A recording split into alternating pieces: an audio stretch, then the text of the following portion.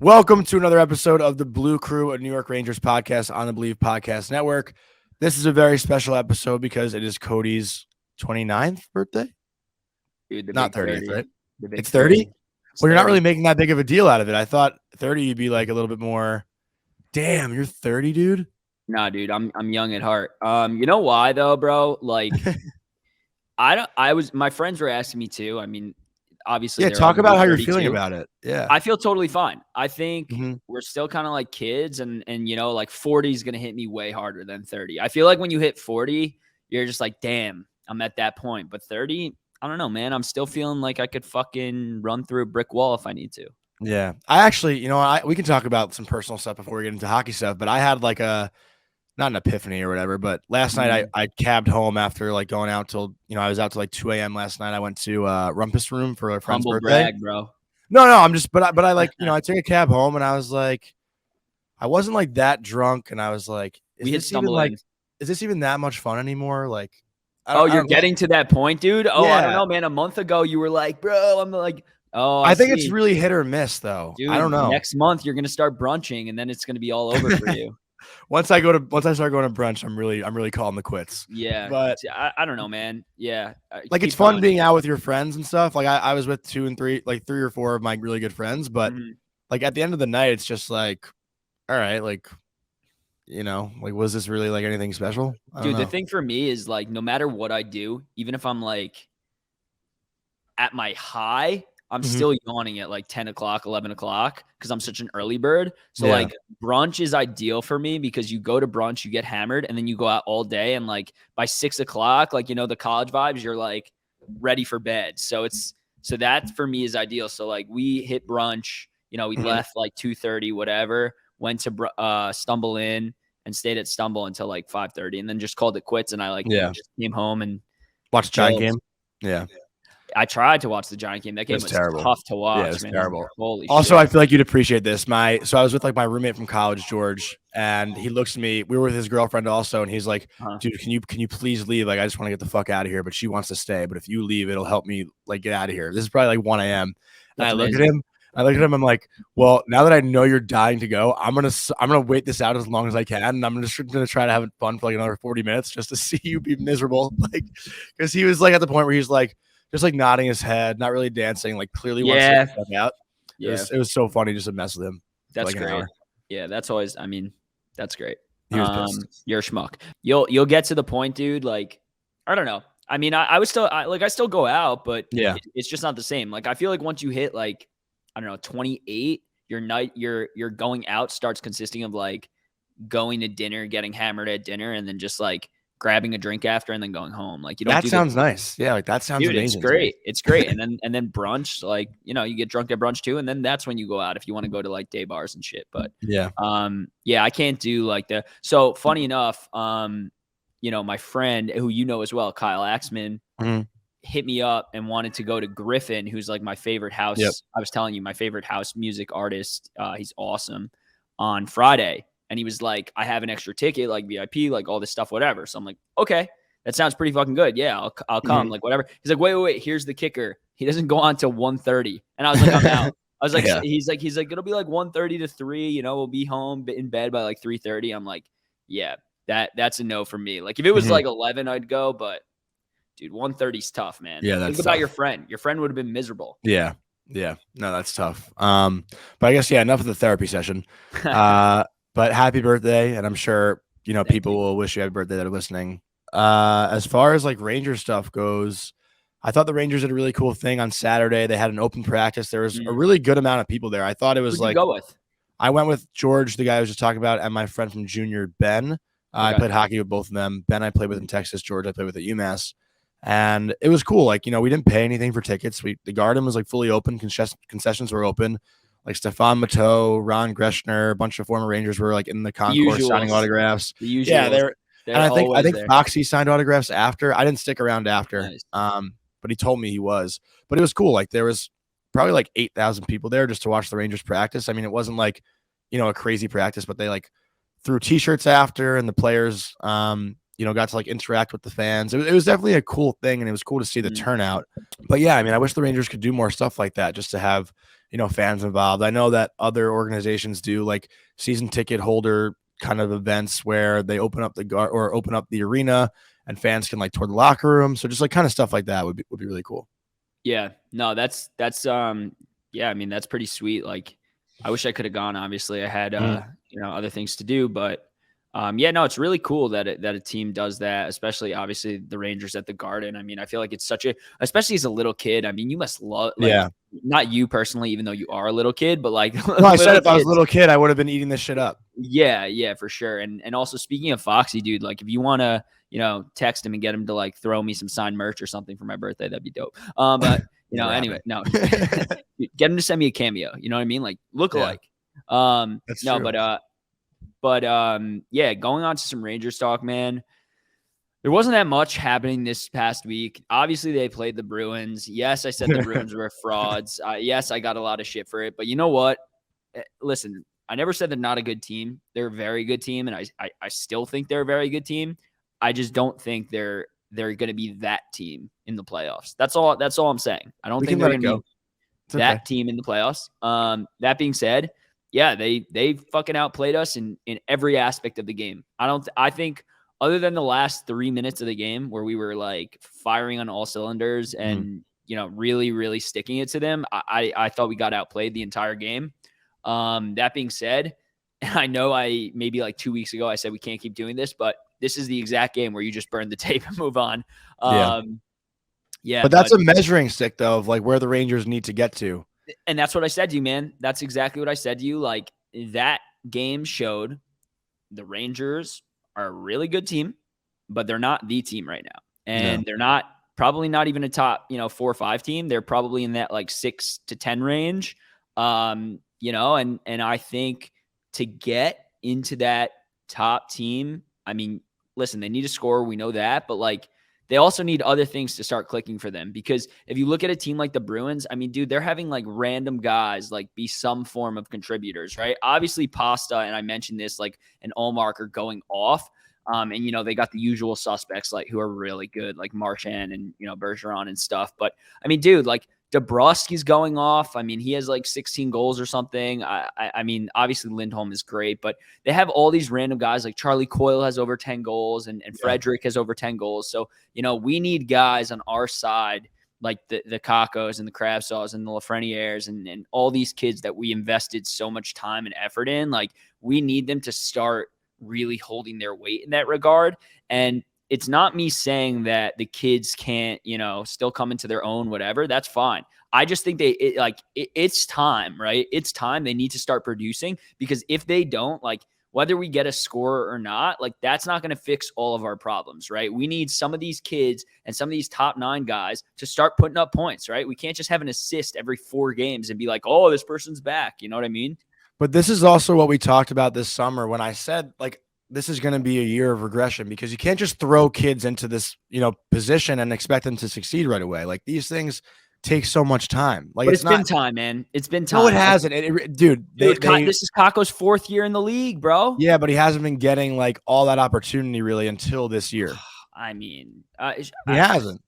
I mean, dude, come on. Last year he was hurt a lot. Kakko 4, Lafrenière 3. I get time, and I get they're not at their peaks yet. They're probably not even close to it. Like, I'm sure Heedle's probably getting somewhat close to his ceiling, but dude, I mean, we can't expect to give every single one of these kids 5 years. And the reason I say that is because we have fucking Dolan as our owner, and he's straight up said, like, dude, this guy's not afraid to, fire people. Like, Gallant was on the hot seat supposedly earlier this season, where people were like freaking out, like he could make a move. You never know. Like, so dude, they're expected to win, and they're playing at the world's most famous arena, and they're at the point where they're expected to win. So, we can't have it on both sides where we're like waiting for these kids to slowly progress, but then also expect to be this top dog who can take out anyone in the playoffs. Like, it's one or the other. So it's either, we're a good team, we're a young team, and we're waiting for these kids to, get into it, and fine. All right, we'll be a playoff team and we're not going to get anywhere. Or we keep having these cup aspirations. We're going to go all in at the deadline and get a score, which we're probably going to do, and get a top talent. But then we need to go for it all. You know what I mean? Mm-hmm.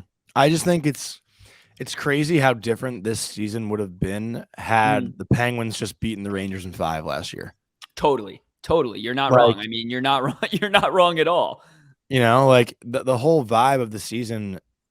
Just, I'm trying to think now with a different perspective. Just what I'm going to say here. Like, had the Rangers been performing the way they are right now, if they had lost to the Penguins in 5, there would be way more positives than negatives, I feel like. But because of where they went last year, the season as a whole feels way more negative than it does positive, which is like so fucked up because last year was really the first year after the rebuild where, like, you know, they should make the playoffs and like get somewhat of experience in the postseason. And then they have this magical run where they go to the conference final and now they're expected to have success in the postseason. So it's just like, it's weird kind of messed up mentality where, like, at the end of the day, like, sure, the core really of this team is Kreider, Mika, Panarin, you know, Trocheck. Well, that's an issue in itself, right? Like, they're a little bit older, you know.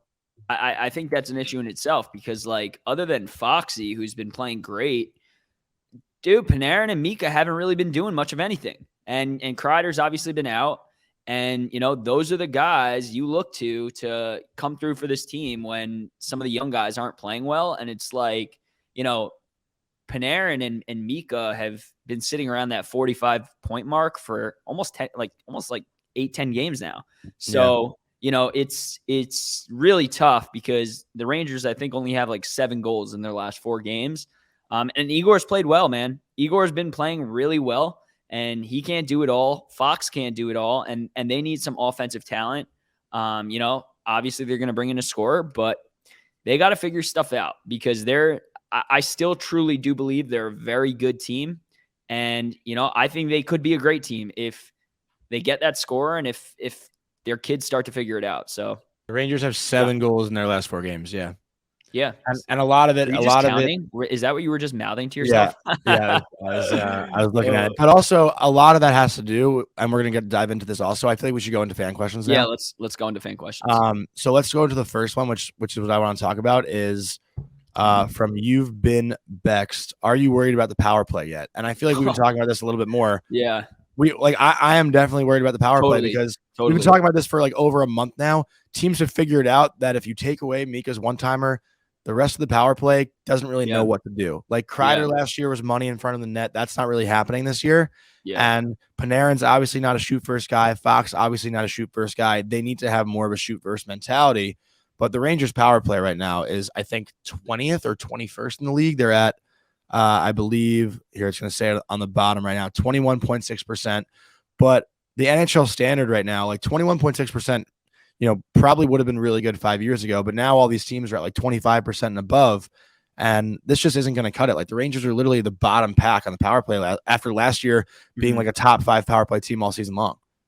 Yeah, I mean, listen, man, you're not wrong, and it's tough. I mean, it's been tough to watch, and I don't know what they're gonna do. I mean, Mika is one of the nicest one-timers I've ever seen. So he's as money as it gets, but yeah, Kreider's not putting those things in the net. Lafreniere's gotten some PP one time. He's not doing shit. Okay, I think I saw the first power play unit has scored once on their last like 25 attempts. Yeah, I mean, it's not good. So I guess, you know, I don't want to take too much time on this question, but yeah, I'm concerned. I'm absolutely concerned on the power play.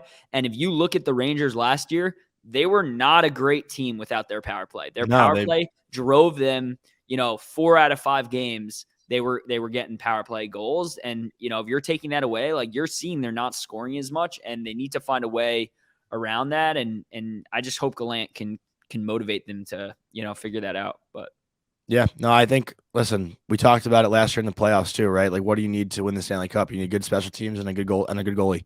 Yeah. And if the special teams isn't doing well, the Rangers aren't going to go very far. So hopefully they can figure that out. Let's go into the next one from Ice Code Brando. Why does Gallant continue to suffocate our top 6 kids? Interesting word choices, but you know, he switches up the lineups a lot, right? We've consistently complained about that. Also, thank you, Jonny. I'm you know, looking out to not say that being said today. You said it like 5 times already. I haven't said it once, dude. Bro, yeah, you said it at least 5 times already. No, I didn't. Oh my God, you're oblivious. Wrong. Okay, but anyways. Oh! I'm going to count when I edit this. Okay, that's fine. How many times you said it. That's fine. But anyways, yeah, I don't know. I don't know. I mean, he keeps changing the lines, and it's yeah. That's all I have to say. That. Well, right now, the second line as we are talking for tomorrow's game against the Panthers or tonight's game as you're listening is VZ, Trocheck, Gaudreau. So it's Panarin, Mika, and Kreider on the first line.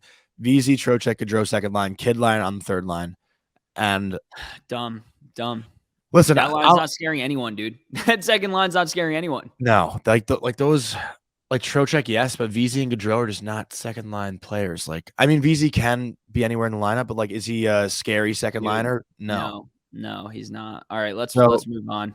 Well, now we can go into this too. MY Rocky 93 thoughts on the kid line being reunited. Like, listen, the kid line, as far as I'm concerned, like, they're the old reliable. Like, you know what to expect from them. They can get it done. Like, they bring a lot of momentum to the table, and I'm all for them being together. At this point of the year, like, do we really care about, like, obviously we care about the development of, Lafreniere, Hito, Kako, but like where we are right now, like now they're in third place in the Metro. You want to get some momentum leading into this, back end of the season. You want to feel good about your game going into the playoffs. So I feel like the kid line would be aligned together when it comes playoff time. So you may as well just let them, figure it out together as we get to the end of the season here. Yeah, I don't really have much more to add to that. I mean, I like the kid line together for sure. I think their biggest issue, and it's finding that consistency, right? It's Jonny said they're good, old, reliable, which is true, but also it's about being reliable and producing points. And that's been an issue for them in the past.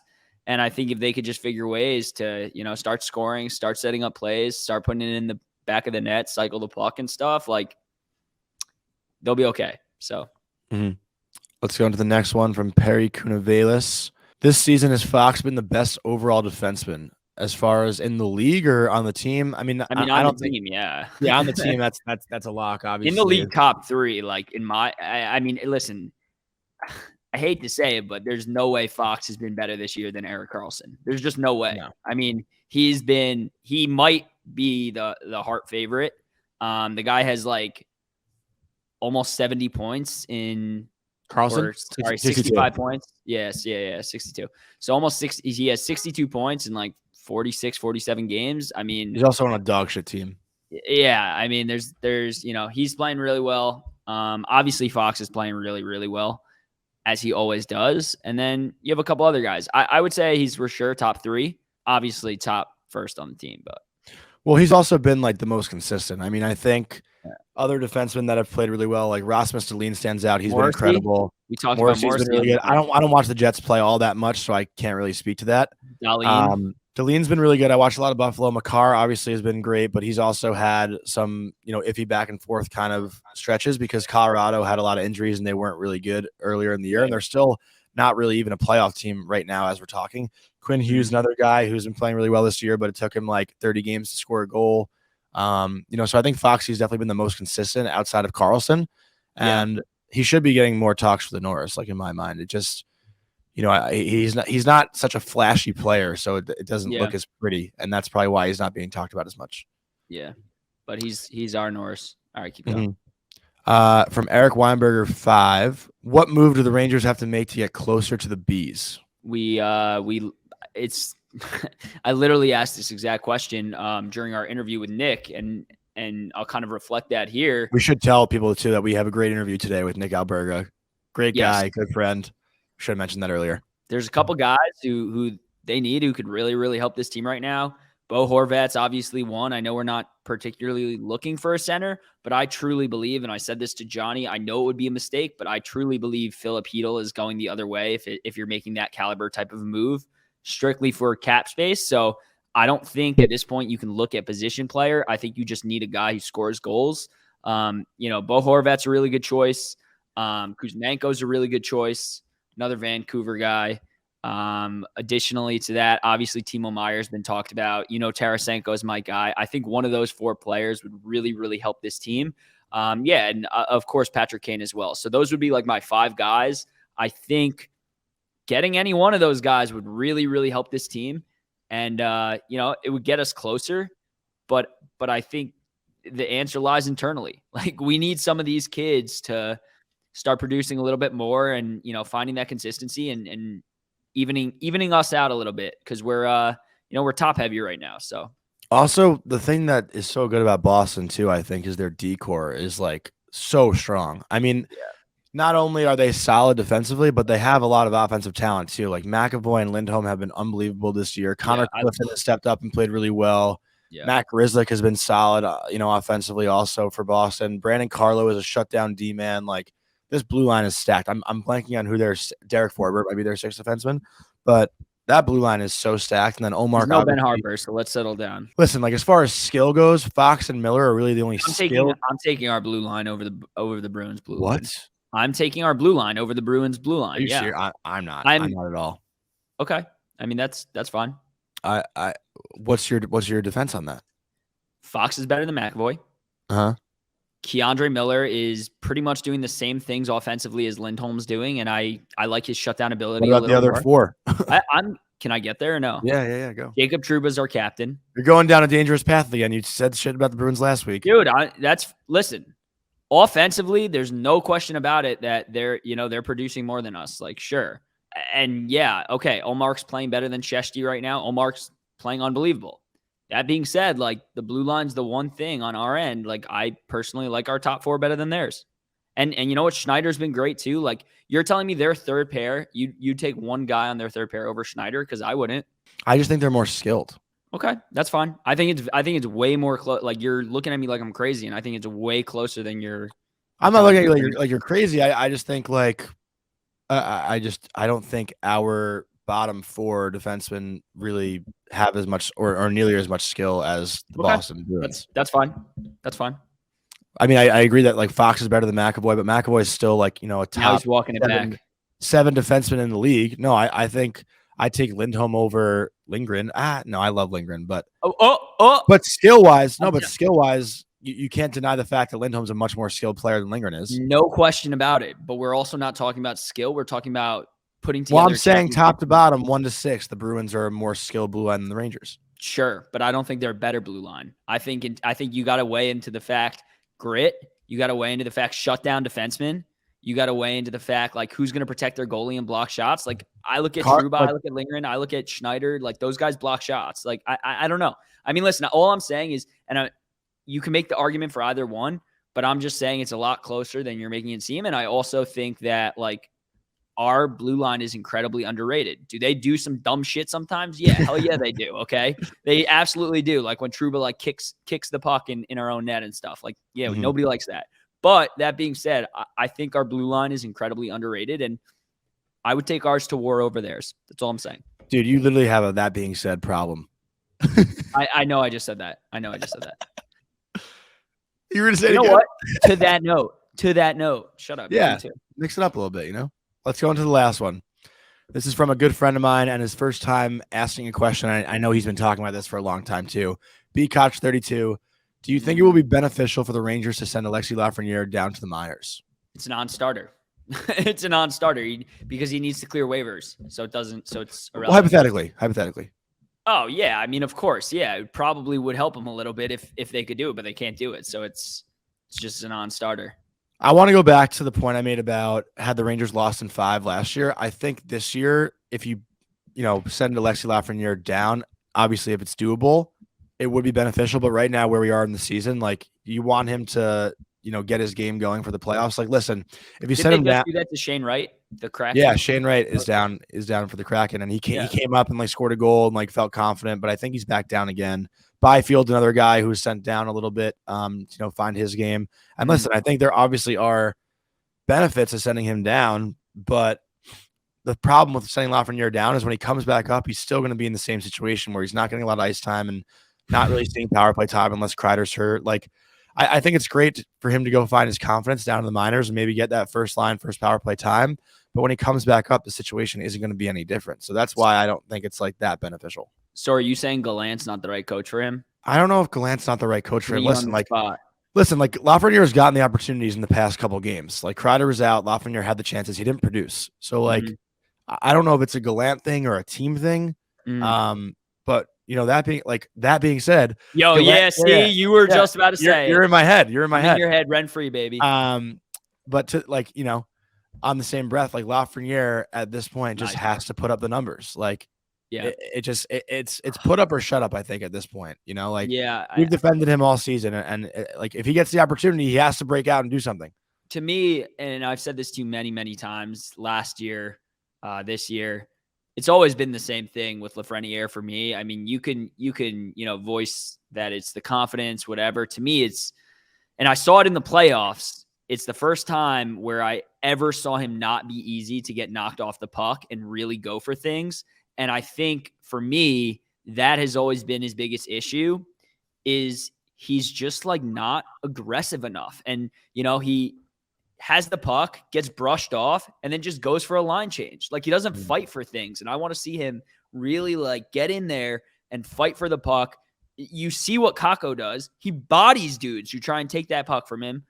And, Bob Zwiez does what he does to keep it. And if he loses, he goes right in for it again. And I just don't see that from Lafreniere.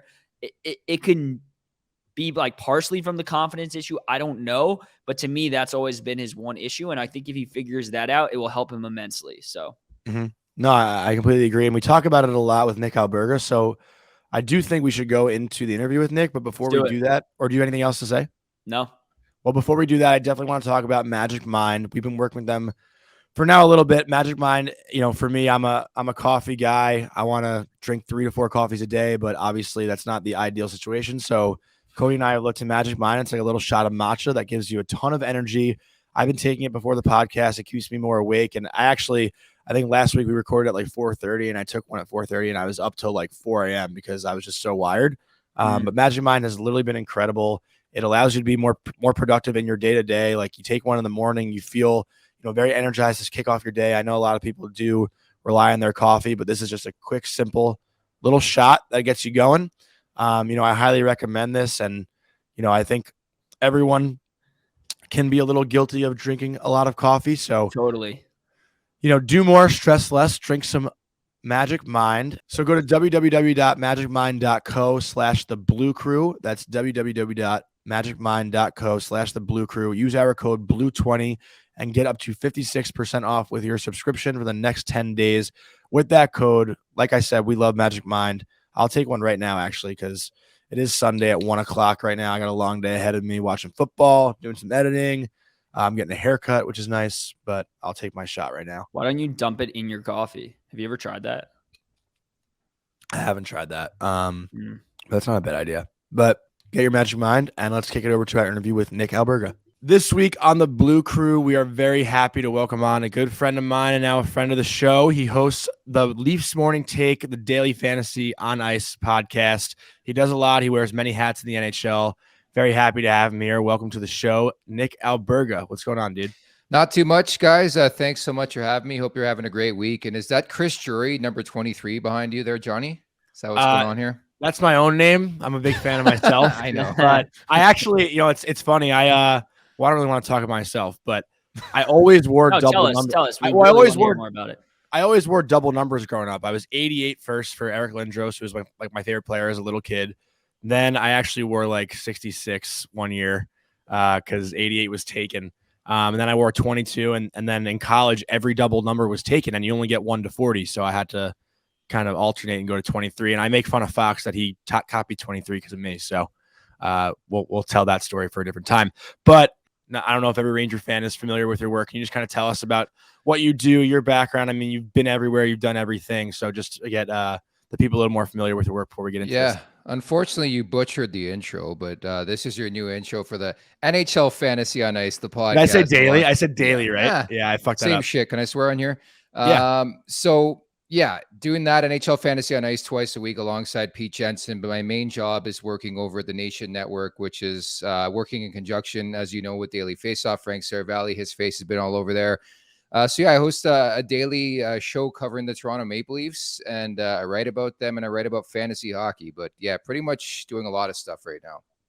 Okay, so I'm going to jump in here because I don't know. I'm a big fantasy guy for football and even baseball. Yeah. I don't know jack shit about fantasy hockey. He also called the Bruins frauds last week, so. I did, and I still think they are frauds at some point.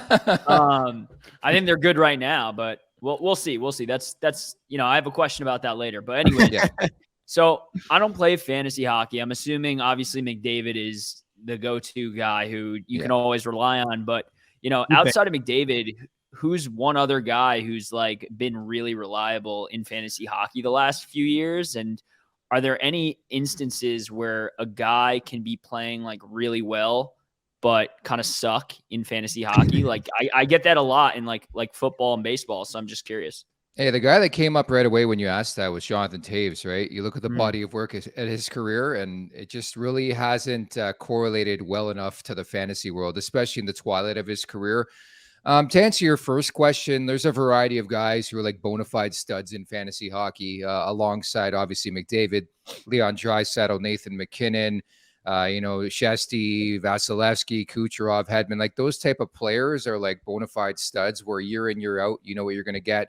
Kirill Kaprizov is another one. I'm sure I'm missing a couple guys. Like Matthews? Yeah, Matthews in that conversation. Marner, Crosby. Crosby. He doesn't want to be biased. Yeah, I don't really care about the Leafs. I'll be quite honest about it. Like if you listen to a lot of my stuff, I rarely talk about the Toronto Maple Leafs, and that is the biggest misconception about me. I should bring that up right now. And I'm sure you guys get the same thing, even though you are diehard New York Rangers fans.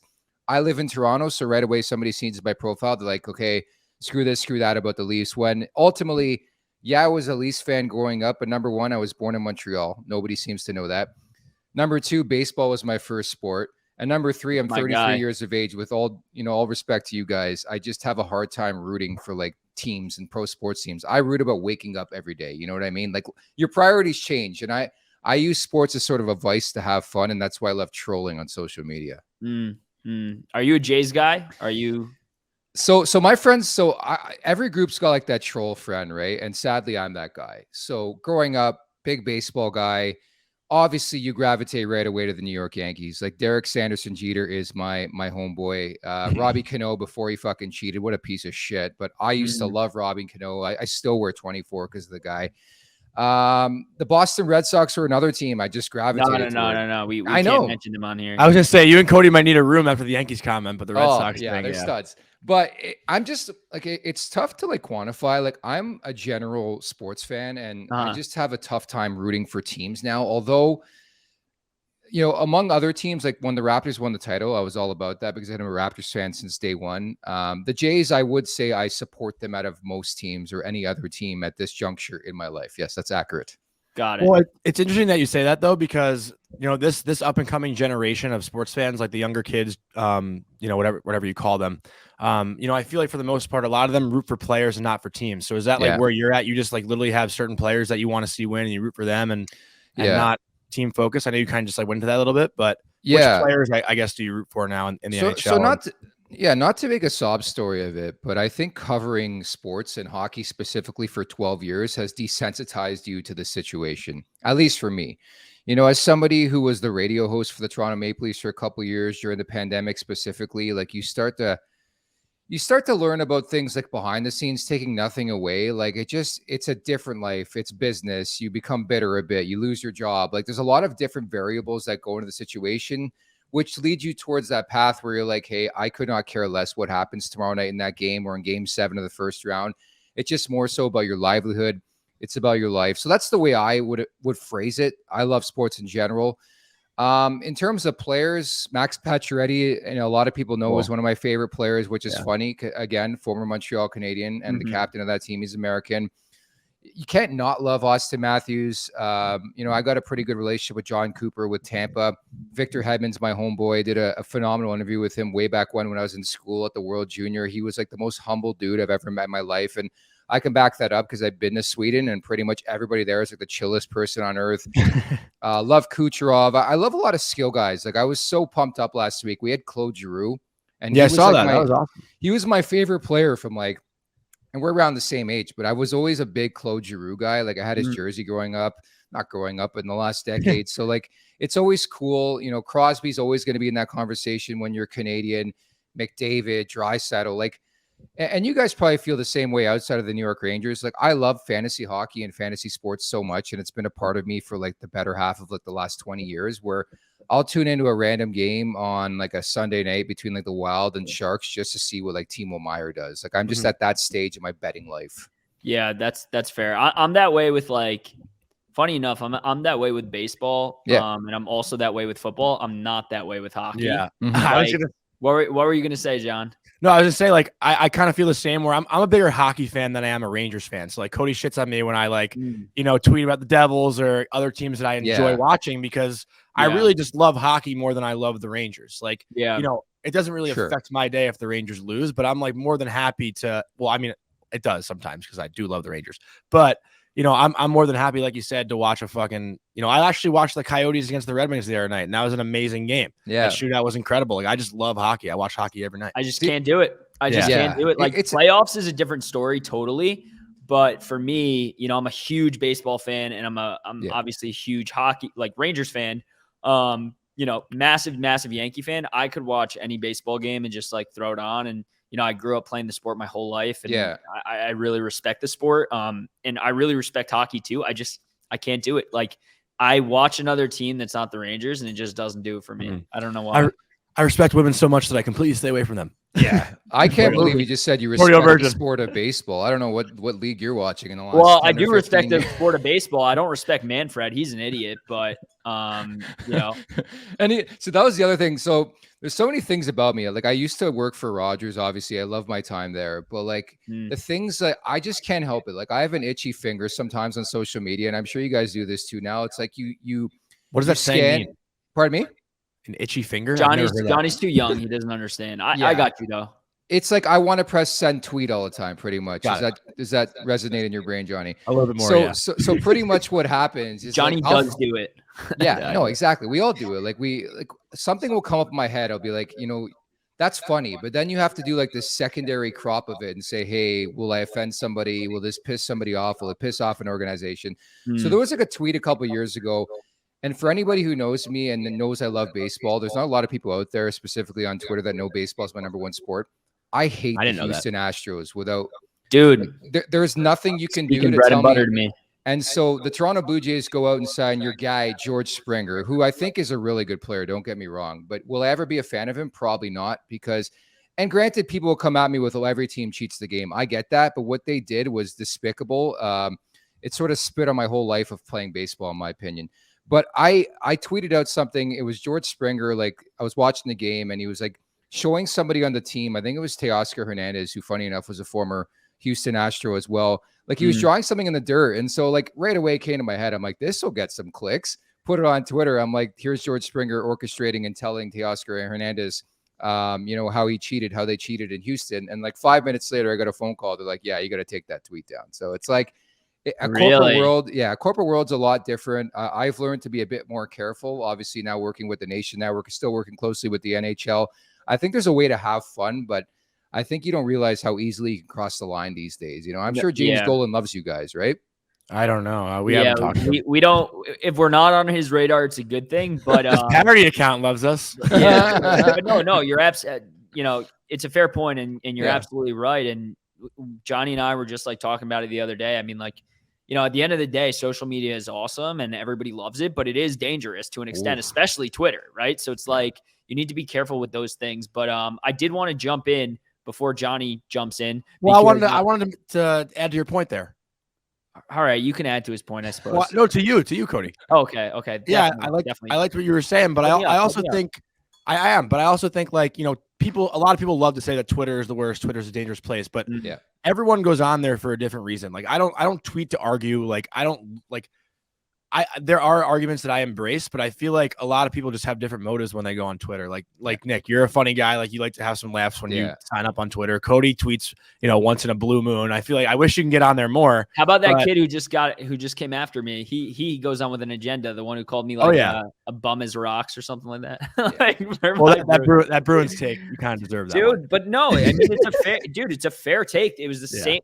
It correlates exactly with how the Yankees were playing. They were on pace to be the best team of all time last year, and they finished with 99 wins. Like to say the Bruins, dude, there's 3 months left of hockey. Like to say the Bruins, I mean, dude, I have a buddy who's a Bruins fan, and he's like chirping me that the Bruins are the greatest team of all time. Like that's the most insane take I've ever heard. They're not better than the 06-07 Red Wings. No, dude.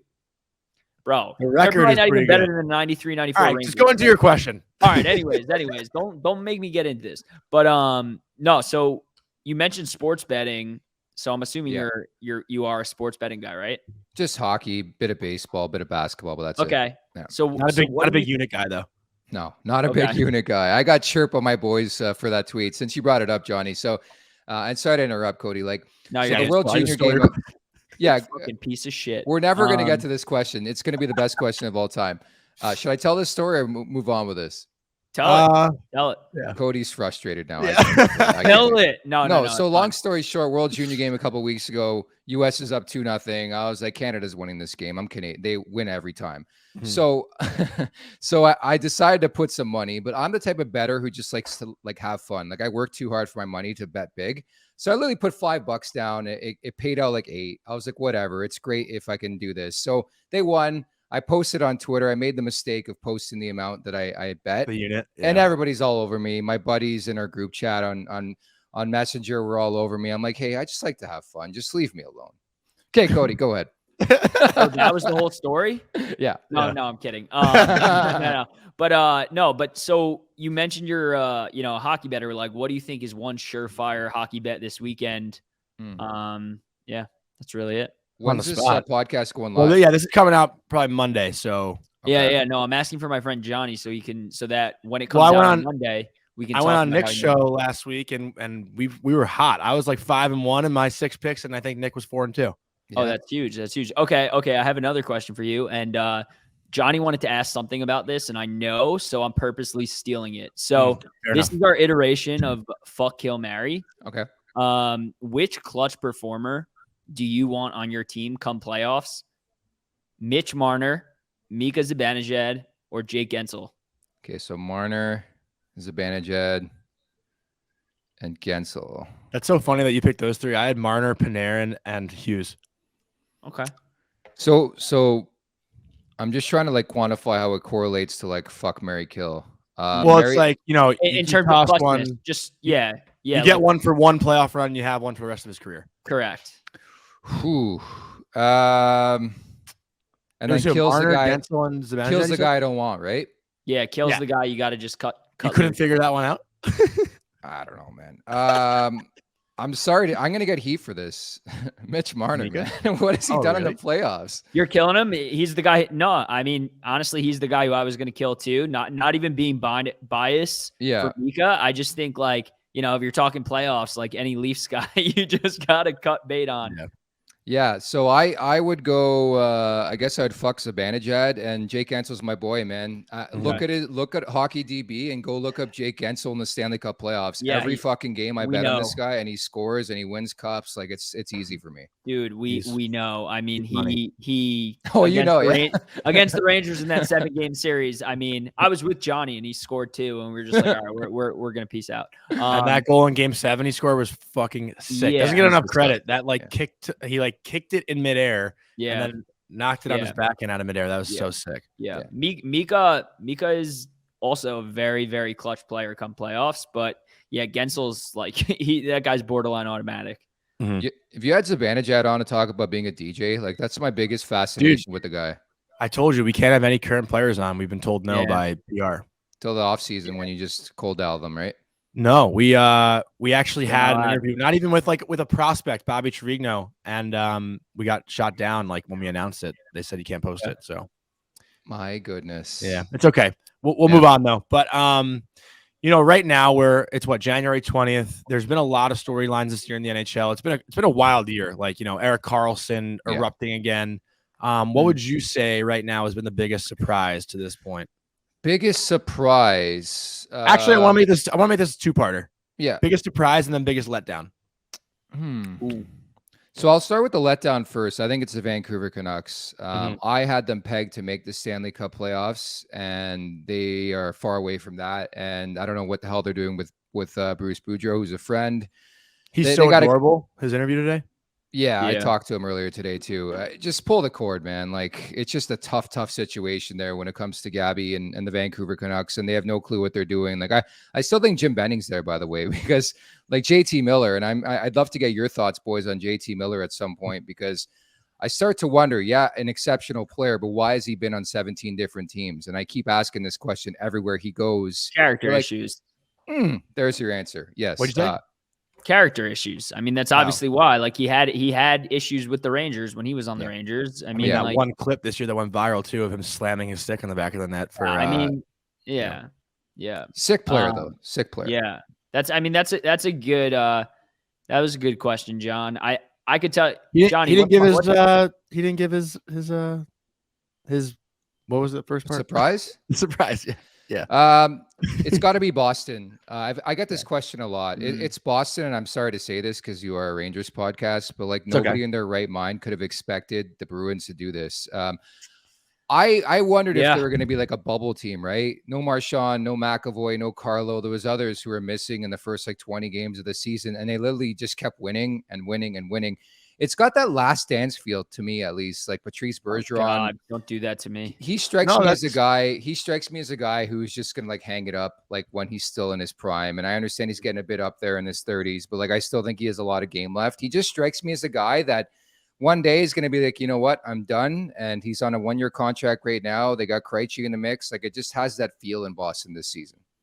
Yeah, no, that's a good point. I mean, I don't think anybody could have predicted Boston would be this hot this early. But yeah, I guess that's what a good coach does for you. Obviously, their old coach was no bueno. Johnny, what would my letdown be? I'm so curious if you know what it is. What would your letdown be for the season as a whole? Yeah. Well, I mean, even if it's just for it's got to be Lexi. Yeah, there you go. I called it too. No, actually, it's really? not. What is it? I mean, that's a really good one, but I was going to say the Ducks. That's the obvious one. The Ducks. Oh, yeah. Cody bet me that the Ducks would finish better, ahead of the Devils this year. Yeah. It's funny, the Adam Henrique revenge angle there. The Ducks are interesting too, right? Because they picked up Strome. They picked up Frankie Vetrano, Klingberg. Yeah. And Gibson's a pretty good goalie. I got heat, if you do remember that. I got heat last spring for suggesting that Gibson would be open to a trade, which I still back, by the way. I think he will, but they covered that up really, really quickly, and I had some pretty good sources on that. But yeah, they're just a team, especially in that division, right? Like it's so wide open, like Seattle, as we have this conversation. I was just going to say that's the surprise. That's my surprise. Because then now exactly. You start to see like Edmonton's starting to cook. Calgary, I don't know what the hell is going on there, but on paper, they're a really good team. LA backed by Phoenix Copley. Like, are we serious here? Like, there's so many open question marks with that division. And then you look at a team like Anaheim, just couldn't capitalize on it. Right. Huberdeau, I think, has been a big letdown too this year. He was my first pick in that. That was your guy. Draft. Yeah, that was your guy. Well, because Anadua fucking stole Kaprizov right from underneath me. But yeah, no, like Huberdeau to me, I thought obviously, Matthews puts up 60 last year, but I thought Huberdeau could have been MVP. Like I thought, like people had a misconception about Barkov and Huberdeau that Barkov kind of carried him, but I thought it was the other way around. Like I thought Huberdeau, for the most part, was the heart and soul of that Panthers team. Obviously, they get swept by Tampa in the second round, but man, he's had a tough year out in Calgary. Analytics community hates Huberdeau too, which I think is really, really interesting. But it shows you, and you guys know this being in that market too, like when you're under the microscope, taking nothing away from Sunrise in Florida, they have like 4 media members. Like you can get away with having a couple shit games in a row. You can't do that in Calgary. You have one bad game. They're like, hey, why were you a -3 tonight? And I think it spiraled a bit out of control. I think the other thing that's working against him is the head coach, Daryl Sutter. Like he doesn't care who you are. We're playing some crash and bang puck.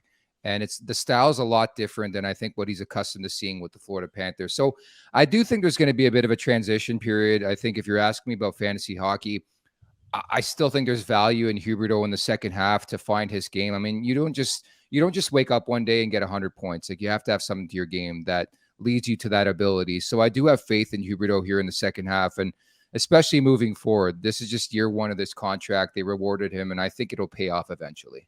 Mm-hmm. Yeah, no, I have to agree. Like good players always figure it out. Yeah. He'll be just fine. And also, speaking of Huberdeau, I know he's obviously not on the Panthers anymore. But Johnny, you said the only game this week was the Leafs. We also have the Panthers on Monday. Yes. You're welcome. Honestly, You're welcome. Do they? Wait, yeah, we do. But on the sauce all right, for Friday. All right, I got a good question. I did take like 2 hour nap before this. Yeah, exactly. You got to have some magic mind. In Vegas, but anyways, Friday. Have you been watching the Rangers at all, like here and there, Nick? Yeah, I have. Okay. So you obviously know they're, top 6, 7, 8 team in the league, anywhere within that, 6 to 8 range. But 10 probably, right now as we're talking. Sure, but probably still not playing up to the level of a team like the Bruins right now, obviously. So, like, who do you think is one guy that the Rangers need added to their team, to be able to not only compete but beat a team like the Bruins right now in the playoffs? They just got him. It's my boy Ben Harper, who was called up like a month ago. That's my guy, man. I met him last summer. Absolute beauty. Sniped last night. Yeah. That pissed me off, by the way. And I texted him, I'm like, dude, I got Swayman in fantasy hockey. Like, you just didn't have to do that to me. But good on the kid. He's an absolute gem. Yeah, exactly. First tuck as a Ranger. It's got to feel good. Maybe Margot Robbie's in the building. You just never know on Broadway, right? It's always a good feel there. I want to see the Rangers go big game hunting. And I think to that point, they usually are that team, are not afraid to make that big move. A couple years back with Martin St. Louis, like they're not, concerned with that type of conversation. I think they have to realize they have one of the best goaltenders on the planet, one of the best defensemen on the planet, some unbelievable forwards. To me, they still make the most sense for Patrick Kane. Obviously, the correlation, the friendship with Artemi Panarin, the chemistry. But I want to see them, get a big time stud. I don't know if they're going to be involved on Horvat, who sounds like it could be imminent, Ryan O'Reilly. But I think they can definitely utilize what they've stockpiled in terms of assets and turn it over, because I just think the window, and teams always talk about this, if you have an opportunity to win the Stanley Cup, it's just so hard now. There's even 2 more teams, so there's 32 in the league. I think when you have an opportunity and you have a goalie like that and a defenseman like that you can really ride in the playoffs, I say go after it within reason here. Yeah, I mean, Jonny and I have talked about this a good amount. Obviously, Kane is, one of the names who keeps consistently coming up, but I mean, Horvat, I know he's not the position we're looking for. Ideally, we want a right winger, but we need a goal scorer more than anything else. And like, he's the definition of a goal scorer. Like, obviously Timo Meier would be ideal, right? Because he could slot right in there, but they need to figure some shit out with their cap. But honestly, I'll take any one of them. I would take Vetrano back. Just saying. Well, I was just going to say Vetrano too, right? He was a good fit last year, no? Yeah. He was great, and fans loved him. I think he scored like 13 goals in 21 regular season games. 9 or something, but he was maybe total. So let me ask you guys this. Would Alexis Lafreniere in your world still be an untouchable? Because he has been linked to the Vancouver Canucks, right? We've talked about it. We go back and forth on it. I think, and Jonny, correct me if I'm wrong, I think we came to the conclusion, like, it just doesn't make sense for the Rangers to move him. They're not going to get even close to what they want for him. And his upside is still quite literally an unknown, right? So like, they have these tough decisions to make at the end of this year between Hedl, K'Andre, and Lafreniere. They're probably only going to be able to keep 2. K'Andre at this point is, even if you're not moving Lafreniere, he's more of an untouchable. Yeah. So like, I like Hedl a lot, and I think he's a huge part of this team. But, to me, he's the one guy who, unfortunately, like, I could see him being in a move. That being said, like, am I against Lafreniere being in a move if we're getting somebody back who we can get? Right? You don't want to make the move for about the return. Right. Yeah. You don't want to make the move for like a Tarasenko or a Kane and then he's gone. Like, that would be the most pointless thing of all time. But if you're doing it for, I know Timo Meier has a $10 million qualifying offer attached to him, but if you're doing it, for him and then offloading somewhere else and whatever, you figure something out, like, sure, fine. Yeah. How about Kuzmenko? That's a name that's floating around a lot, but also like the thing about that point too, I said this, probably like a week or so after Reeves asked for the trade or whatever that story is. The full truth hasn't really come out yet.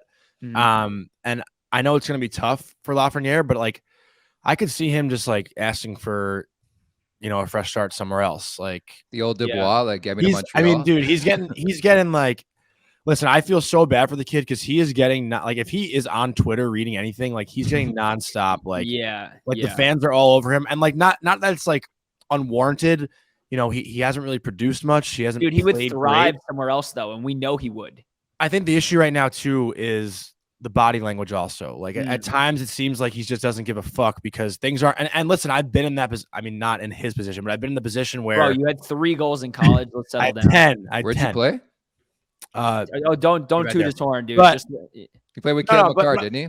But I'm just saying, like, you know, when things aren't going your way, like sometimes you don't want to think too much, and you want to like not care as much, because the more you think, the harder you grip your stick and the more pressure you put on yourself. So I see him out there, like, you know, doing the mustache with the fucking chin strap, and he's trying to have as much fun as he can, because, you know, listen, at the end of the day, you're playing in the NHL every day. You want to have fun. You want to find ways to enjoy it, no matter how you're playing. So I feel so fucking bad for the kid. Like, I want him to do well so bad. Yeah, I understand. Sorry to interrupt. Like, I understand feeling bad for players, but makes a shit ton of money.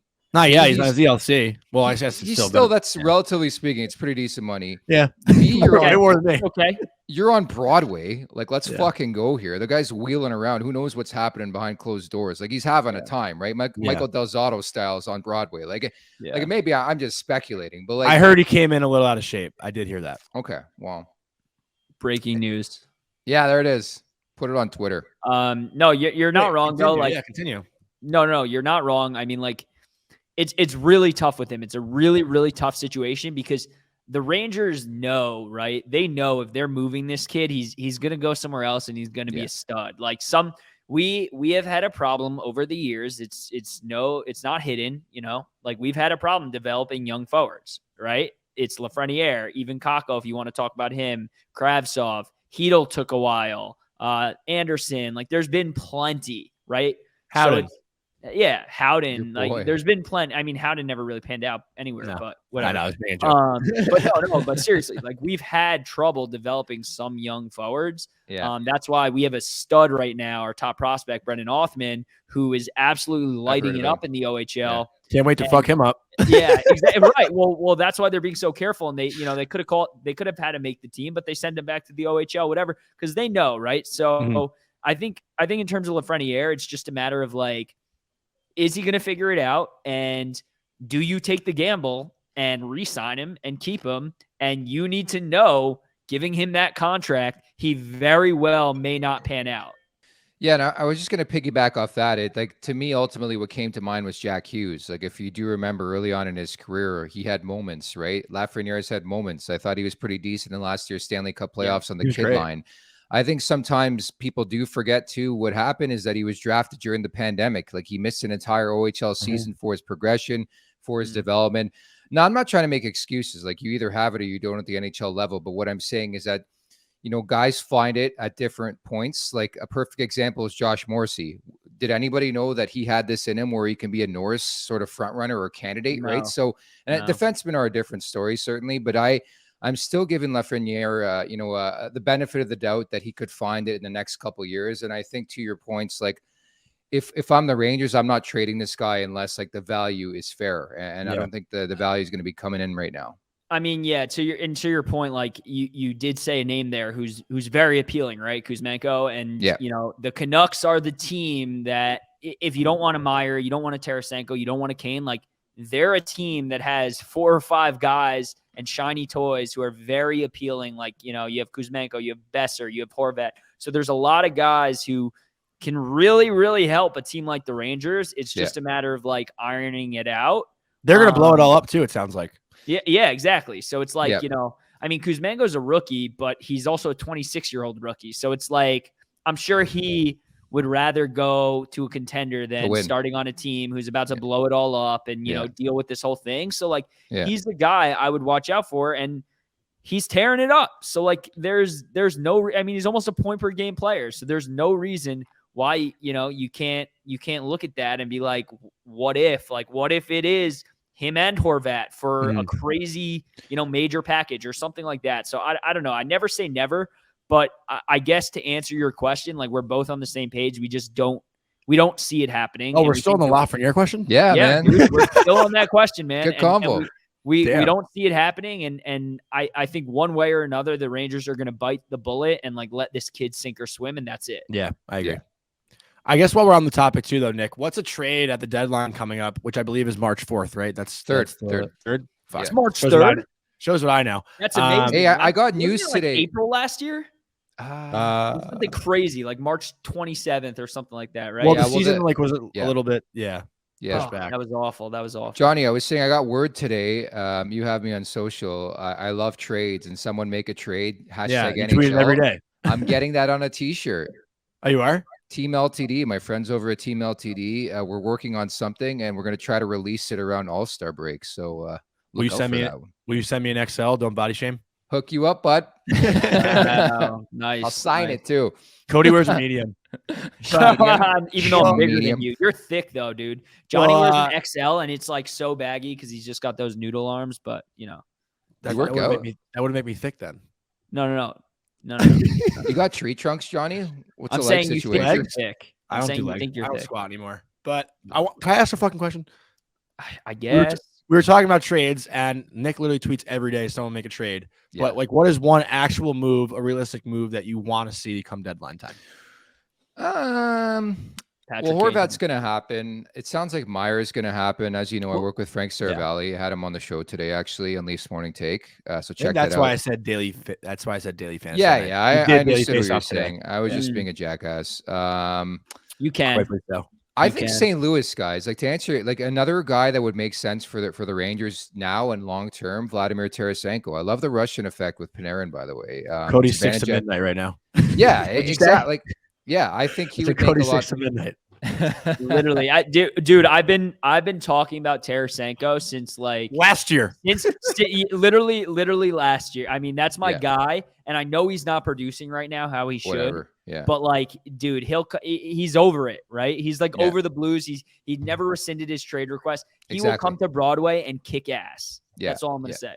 Yeah, no, I think the Blues for me are the team to watch that nobody's talking about, because if you do recall, like Doug Armstrong is not afraid to be a buyer and a seller. I think it was Paul Stastny a couple of years ago when they were still in a playoff spot. Like, he's not afraid. You know, the way he handled the Pietrangelo situation, I know it was off season too, but what I'm getting at is that like they're not afraid to like trade a guy and then do business elsewhere. Like, it would never happen, but like trading for a Horvat but then dealing an O'Reilly, like something along those lines. I'm not saying it's going to happen that way, but I talk about creative GMs. Doug Armstrong is among them in this league. And so I'm very curious. I got these bushy eyebrows set on Tarasenko and O'Reilly. What happens there? Because I think the writing could be on the wall, and they're both injured right now too. Dude, imagine they both get dealt in a package to the Rangers for like Hedl, because the Rangers would need to fill that C void. You get O'Reilly Give in them there, Blay back. and then a couple other guys, you know. Yo, dude, I'll give them Blay back. I am not even kidding you. For like a Cody would Venmo them $500 to get I rid will of Blay. Venmo them, and I will I'll sign a stick for them because it's going to be. When worth they a made lot that in trade though, like he was trending in the right direction. I remember my fantasy team name. I have a ring. It says A Blay. That was my team name. Dude, there has been, you couldn't predict it was going to be that bad. Yeah. But I mean, that's got to be like they had to make the move. Ben Harper scored before him. Yeah, I mean, they had to make the move, right? They had no cap. Like, they had to make the move, but like, holy shit, was that just an all-time bad trade? I mean, yeah. I think every team can say that though, right? Yeah. Mm-hmm. So it's revisionist history, right? I brought this up on Twitter the other day. Remember the Gustafson for Talbot trade? And we all talked that was a great point that you made. Like Bill Guerin was pushed into a corner. Talbot's like, I want to be the number one. You just signed Fleury. Like, get me the fuck out of here. And he sends him to Ottawa, picks up Philip Gustafson, who really struggled in his first couple games in the NHL. And now he's pretty much competing for the number one job with Marc-Andre Fleury. You just never know. But I think that's the great element of sports, is like there's a bit of risk involved. Like there's a bet every time you make a trade. Is it going to work out? Is it not? On paper, it looks great. Sometimes it doesn't work out that way, right? Mm-hmm. It's a fucking crazy business, man. And like, what I love too is like watching these guys come out of nowhere, like, especially with the Penguins in last couple of years, like the Connor Sherrys and the Brian Russ and those guys who like played in college, especially, being a college hockey fan, like watching those guys thrive too. And, essentially they're like kind of no names when they come into the league and, all of a sudden they become these, pretty elite players. And something I kind of want to transition to a little bit. You've obviously, talked about some relationships you have in the league with players, coaches, media members.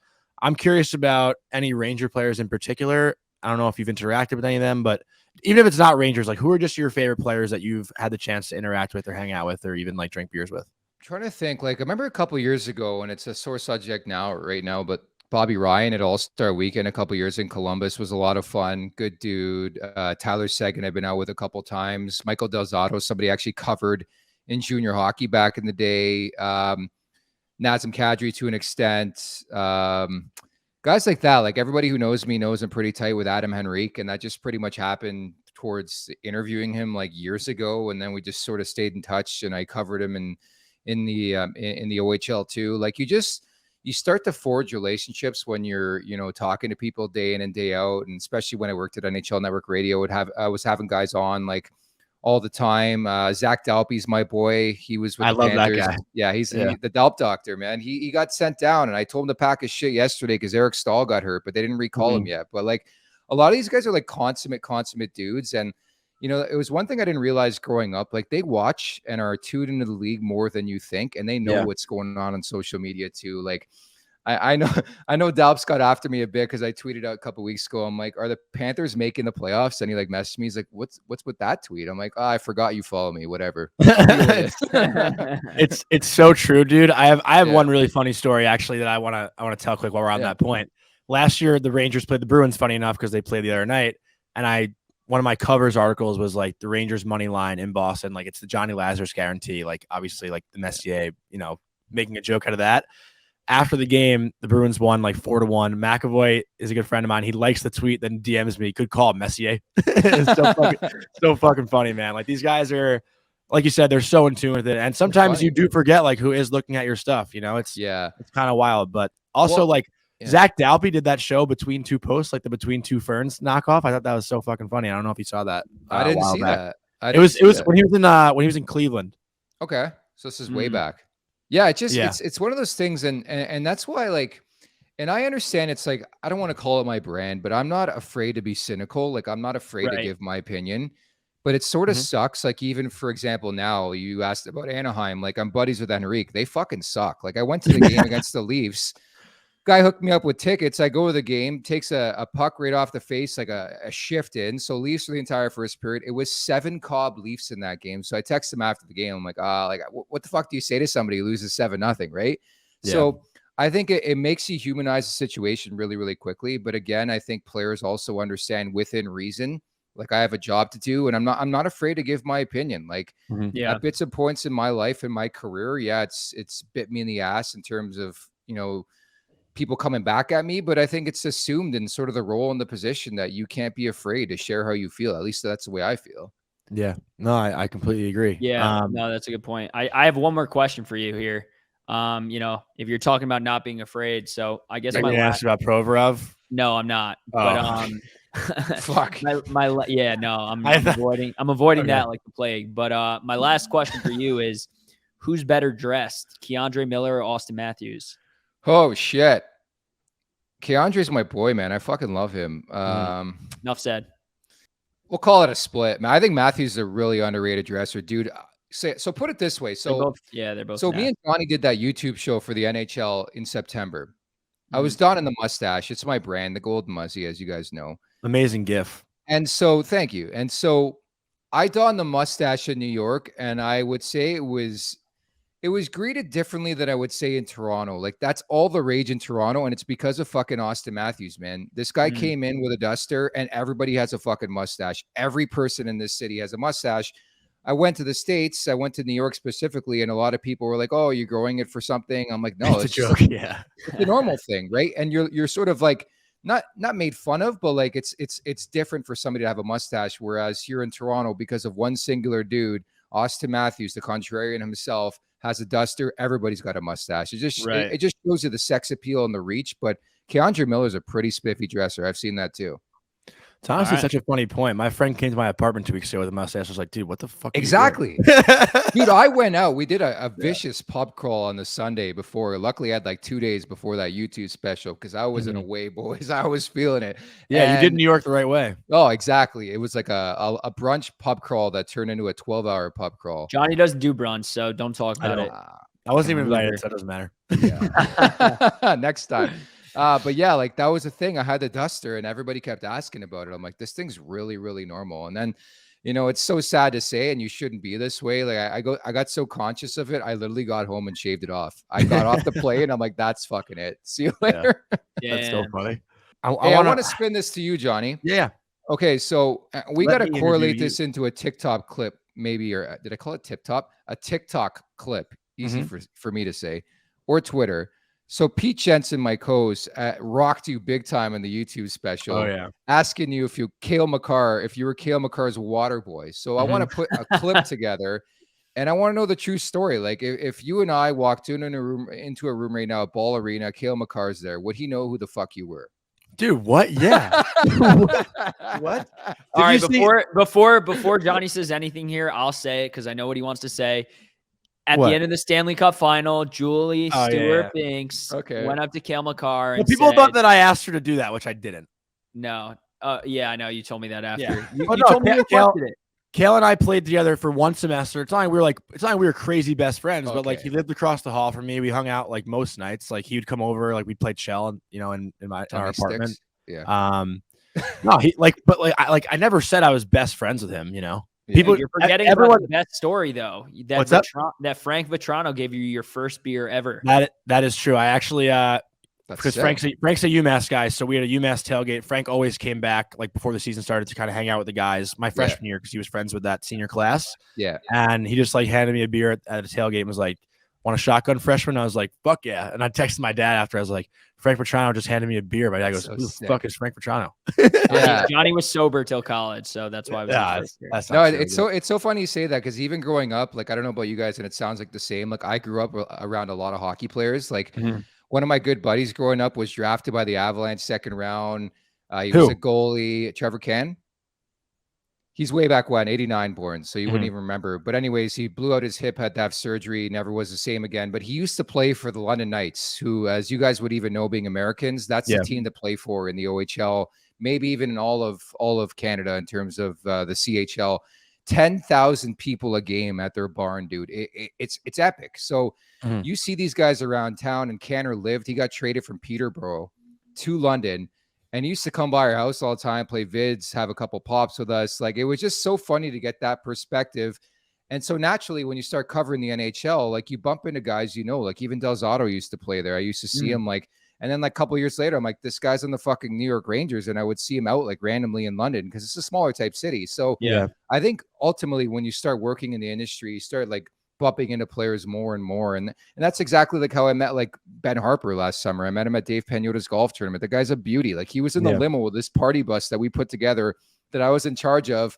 I was like, "Hey, nice to meet you. I'm Nick." He's like, "Hey, I'm Ben." I'm like, and then I found out like moments after, I'm like, "Sure, that's Ben Harper. He used to be on the Leafs," because he's like a hulking guy, but like he's tall as shit. Yeah. They're really, really down to earth, right? And I think that's the perception you have as a kid. It's like, oh, these guys are big and macho, and they're like, you think Alex Kovalev like diva level, but like a lot of these guys are really humble, down to earth.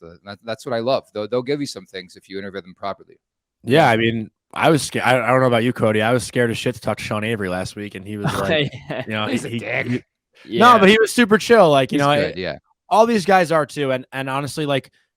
I'm seeing it more now. This is kind of like my first year really like being in the industry. Yeah. I was kind of on the outer works or whatever the fucking word is for it. Yeah. But, they're also more than happy to talk about things that aren't hockey related. Like that's what's really cool too, because all the interviews they do, everyone knocks on NHL players for answering questions the same way, but they're constantly asked the same fucking questions. So like, what do you expect them to really talk about? Yeah. So it is nice to, have that other perspective. And like, we're all young guys. These are young kids. Like they play fantasy football. They have friends. Right. Like, they're all the same. Like it's you're right. I mean, it's great to gain insight like on their, perspective outside of hockey too, right? Like personal stories and stuff like that. So it's always awesome. But yeah.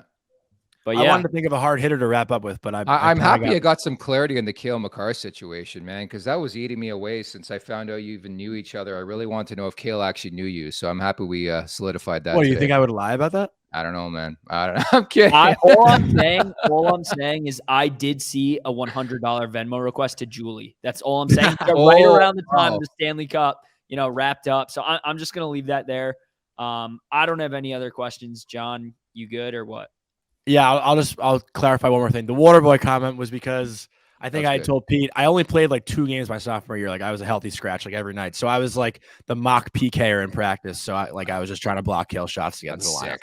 That's sick. I would still take that any day. Like my one aspiration in life was to play D1 baseball. I never got to that level, man. I would just like to ride around, pack chews left and right, and just have a time. But never got not as glamorous as you think. I mean, I didn't play baseball, but like Yeah. True. But Nick, thank you so much. I guess last question. Rangers Leafs Wednesday night. Give us a prediction. Wednesday night. The Rangers always play Toronto tough. I think it's going to be a low-scoring game. Ilya Samsonov's really locked in right now, and Shesterkin. So I'll say a 3-2 victory for Toronto just because. And don't we have to figure out, too, so we have this bet. Jonny likes to troll me on Twitter. He thinks Buffalo's going to make the fucking playoffs. I don't know what you're smoking, dude. Johnny's like the one thing Johnny's ever been right with was that the Devils are like actually pretty good this year. Yeah. Any other prediction when it comes to a team, he's just like dead wrong. I've got a good betting record. I'm like 89, 69. No, he's killing it. I'm tracking your shit this year. You're killing it. But the question ultimately came down to wrap is, okay, I can get behind Buffalo. To wrap it up like 5 times. Yeah, whatever. It's life. You start talking verbal diarrhea. It happens. Trust me. The question ultimately for me is like, so I can get behind Buffalo making the playoffs. Who are they taking out? Like, are they taking out the Islanders? Are they taking out the Pittsburgh Penguins? Like, do you have more faith in them over those teams? Because I certainly don't. You look at the track record. When's the last time the Buffalo Sabres were in the playoffs? Like, we're thinking like Derek Roy era. No, I think they made the second round, I'm pretty sure, in like 2012. Like when, because I remember that. Dude, you were like 6 years old then. No, I'm saying. I remember that significant, I don't know if it was overtime, but Miro Shatan had like a filthy backhand goal for the Bruins on Ryan Miller. Dude, the guy's a GM now. He's been gone for years. Dude. No, but the only reason Johnny hops on Buffalo is because we love Tage Thompson. That's the one and only reason. I kid you not. Like, we are, we will welcome him with open arms eventually to be a blue shirt. But another guy I'm friends with, actually. He was gonna come on our show. Dude, he was gonna come on our show this summer. He was gonna come on our show, and then I texted Johnny like after he started tearing it up. I'm like, yo, there's like no chance Tage is coming on our show now, right? And he's like, not a fucking chance. Like, all right, but back to your question, Nick. Buffalo's 4 points out right now. The Islanders aren't even in a playoff spot. Okay. I think if any team is going to drop off, and this is like, Cody's going to shit on me now because I said Pittsburgh was going to go to the fucking Stanley Cup final and win the Metro. Dude, you said they were going to come in first in the Metro. I just said that. Oh, okay. Yeah, he did. But I mean, with Jari out for a while, like the Smith's a capable backup, but he's not. Is he back? Yeah, I think so. Oh, I saw today he was still out, but you're probably right. I mean, listen, I think Buffalo they've been consistently like the second best or best offensive team in the league. Like they're outscoring everyone. I think at some point, however Ukko Pekkanen, however you say that name, Ukko Pekka Luukkonen. It's the biggest mouthful ever. Dude. Come on, he's like 5 names, but I think he's playing well enough to help them win games. Like, you know what my theory is that Johnny's got a Futures a Hart Trophy on Tage Thompson. Something like that, because I personally am like way more inclined to think Detroit, if any team is like going to come and sneak up, it would be Detroit. They're also Buffalo. Shit. Yeah, no kidding. But I mean, they're also only like, I think they're only like, I don't know, 4 points out or something. Like, I mean, they're 1 point. They're 1 point behind Buffalo, dude. Yeah, they're 5 points back. Yeah. So I mean, I guess we'll see. But I only have 2 futures bets. I had Panarin to win MVP, and I have Ottinger to win the Vezina. That's my only 2 futures your Ottinger call was bang on. Let me just say that. Yeah. Fuck you, Cody. My food is here. Huh? My food is here. Okay. Nick, thank you. Thank you so much. We'll we'll have you back on. Come along this, or as we go on in the season. But you're the best, and thank you so much. Thanks so much for having me. I just will say in wrapping up for the 18th time that I would love to go to a game at Madison Square Garden. Dude. I've yet to go to a hockey game there. I want to. Come. Whenever. Like, I'm more than happy to go with you. Sounds good, guys. Thank you. All right. Thanks. Later. We really want to thank our friend Nick Alberga for hopping on. Such a fun conversation. I'm sure we'll get him back on as the year goes. But this week, I don't think we want to, do too much more talking. I think we want to go right into the draft to celebrate Cody's 30th birthday. So I think we decided that we're going to do the best birthday ages or best ages to turn. I guess. Yeah, let's go with it. But wait, actually, first, we have breaking news. Bruce Boudreau just got fired, and Rick Tocchet is replacing him. Tocchet the Rocket is back, baby. No shit. And that means Yandel's probably going to replace Tocchet on the TNT panel. Yes, sir. Wow, damn. Poor Bruce Boudreau, dude. He's so cute. I love him. I know. Yeah, he is a cute looking dude. You just want to like hug him. Yeah, I feel so bad. He's been handling the situation so well. Unreal. And honestly, huge shame on the Canucks management for keeping around like literally terrible. Yeah, they're gonna blow their whole franchise up come deadline time. Yeah, give us Horvat. But let's go into the draft. You go first. Right. Best birthday ages. Like, wouldn't you rather just do like? All right, sure. What do you want to do? I don't know. I was gonna say like best birthday gifts. Like, what would you want for your birthday? I mean, that's such a. Okay, all right, whatever. How about just like best things revolving around? Okay, all right, fine. Yeah, no, that works too. All right, best things revolving around your birthday. I guess I'm gonna first go with being 21, so you can like legally drink. I guess. Yeah, and not getting carded everywhere you go. Well, you still get carded, but. My 21st birthday sucked. I was thinking more of like the best ages to turn. Like I mean, I guess to that point, 21 is. I mean, what does that even mean? What are you going to say? 5 when you're? I don't know. Like my favorite age. Like I'm trying to think of like my favorite years. Like I thought like 19 was a great year because like you're not in high school and like you're kind of. 18 was a great year, dude. You could drive. You could go to a hookah bar. No responsibilities. Go to college. Like, you know. Yeah. Like okay. I think these are. You know what I'm getting at now. Like fun. Like I guess you said 21, so that's off the board. I would say like 13. Like I think 13 is a really fun year. Like you're in middle school, you kind of feel like you're a person and you're the shit, but like really you're not. You had your bar mitzvah. You would like walk around on the dance floor like you partying every weekend. Like it's a great age to be. Yeah. Okay. I'm going with 18 because you get your driver's license. You're hitting all those parties. You're going to college or you're in college, and just living your best life. I feel like at 18. I'm gonna go. That's a good one. You got what I'm saying now. I'm gonna go 23 because well, I mean, I'll go for most people, not for me personally, because I was still in college.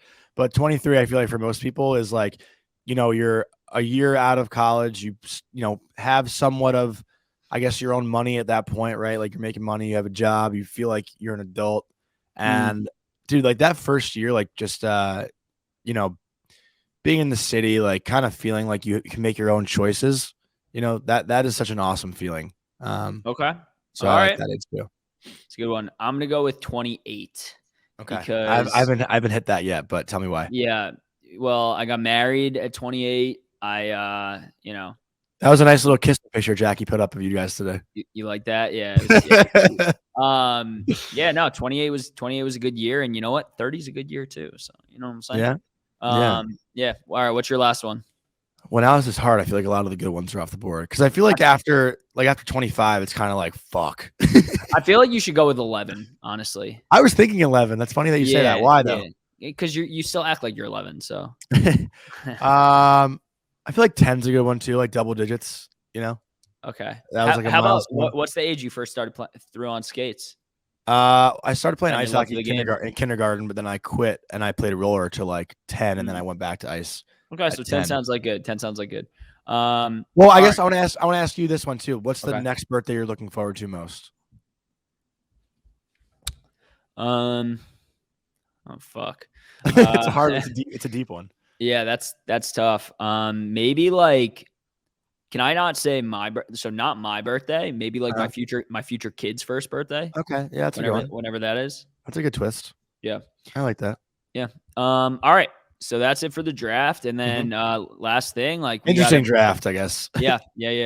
We got a big slate of games up this week. We have the Panthers tonight, and then we got the Leafs on Thursday, and I think we have the Knights on Friday. You said so. Leafs Wednesday, Knights Friday. What'd you say? In Toronto Wednesday and home versus Vegas Friday. Oh, Toronto's Wednesday. Okay. All right. Yeah. So that being said, like, I'm just fucking with you. Don't worry. But no, you caught yourself there. Yeah.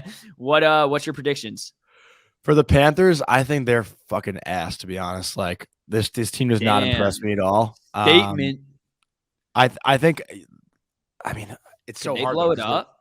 The Rangers are. What's up? Could they send us Matthew Tkachuk? You think? No, definitely not. But I think the Rangers win this game. I'm going. By the way, you are going. Yeah. I'm going to say 4-2 Rangers. 4-2 Rangers. Yeah. I love that score, and I'm going to copy it word for word because I think that's going to be the final score. Leafs, we play them well always. Is this game in Toronto? Yeah, this game's in Toronto, right? So that's going to be a little tougher. I'm going 3-1 Leafs for that one. Yeah, that's a tough one. I'm going 3-2 Rangers. And then home against Vegas Friday. Vegas, we smoked them last time we played them. I know they were injury riddled, but I think this is gonna be close. I think this is gonna be a good week for the Rangers. Finally, they've been a little inconsistent as of late, but I want to say they're gonna come out hot against Vegas. 4-3 Rangers. OT win. I like that. Vegas. I like that. Also, I should mention that I think Halak's playing versus the Panthers tomorrow. Just a heads up. Can't fucking wait. Love that guy. But as far as the Vegas game goes, yeah, OT sounds about right too. I could take an OT game. Who scores the game winner? Predict it. 4-3 though. I don't know if I like 4-3. You like 5-4. I know you. No. I like lower scoring, like 2-1. Ooh, okay. 2-1. And I'll go Mika. Give Mika an OT winner. He's due for one. Yeah. I'm going Capo Caco. I mean, yeah, it's all hypothetical. Probably won't even go to OT. Kako hasn't scored an overtime goal in his career yet, right? Which is why he's due. It starts now. That's it, right? That's all we got for today. We have an unbelievable episode coming next week. We hope next few weeks. We've locked in a really good guest for next week, so we're hyped. We haven't recorded the interview yet, but it should be an awesome one. So stay tuned. As always, we love you guys. And Cody, send it off. LFGR, baby.